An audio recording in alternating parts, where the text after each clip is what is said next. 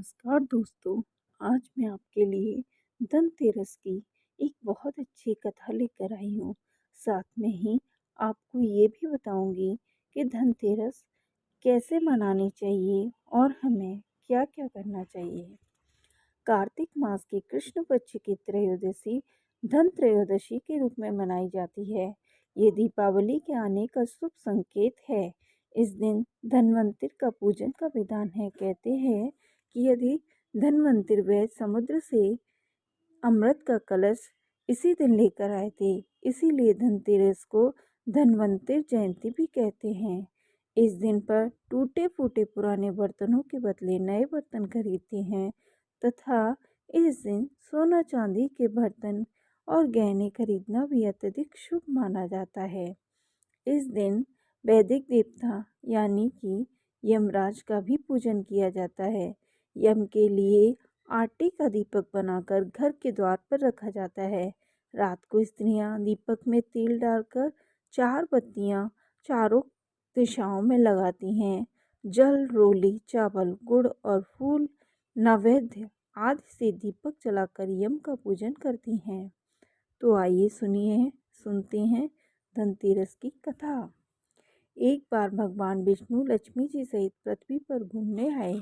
कुछ देर बाद भगवान लक्ष्मी जी से बोले कि मैं दक्षिण दिशा की ओर होकर आता हूँ, तुम यहीं ठहरो। परंतु लक्ष्मी जी ने विष्णु भगवान के पीछे चल दी। कुछ दूर चलने पर ईख का खेत मिला। जी ने उसमें से एक गन्ना तोड़कर चूसने लगी। भगवान लौटे तो उन्होंने लक्ष्मी जी को गन्ना चूसते हुए देखा। इस पर क्रोधित होकर उन्होंने उन्हें श्राप दिया कि तुम जिस किसान का यह खेत है उसकी यहाँ 12 वर्ष तक उसकी सेवा करोगे।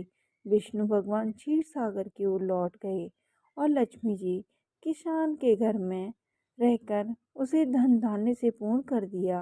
12 वर्ष पश्चात लक्ष्मी जी भगवान विष्णु के पास जाने के लिए तैयार हो गई, परंतु किसान ने उन्हें जाने नहीं दिया। भगवान लक्ष्मी जी को बुलाने आए, परंतु किसान ने उसे रोक लिया।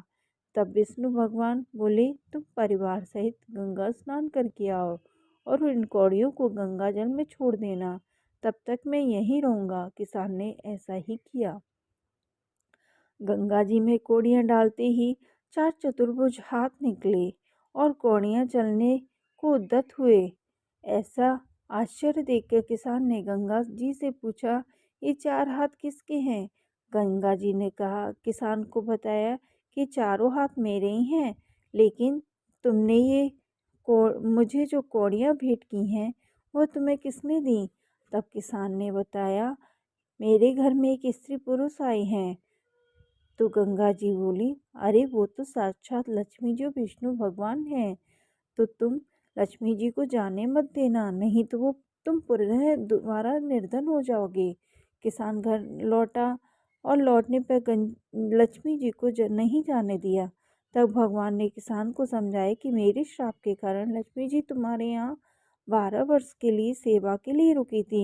फिर लक्ष्मी जी तो चंचल हैं, इन्हें बड़े बड़े नहीं रोक सकते, तो तुम भी हठ मत करो।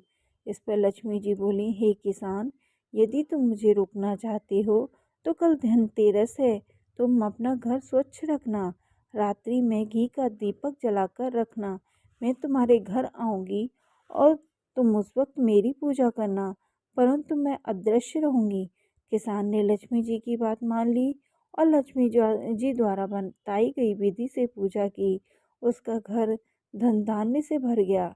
इस प्रकार किसान प्रतिवर्ष लक्ष्मी जी की पूजन करने लगा तथा अन्य लोगों को भी उसके पूजन के लिए कहने लगा।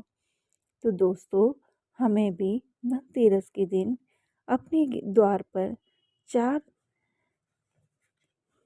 चार बाती वाला दिया लगाना चाहिए और लक्ष्मी जी का पूजन करना चाहिए। तो आइए सुनते हैं यम कथा।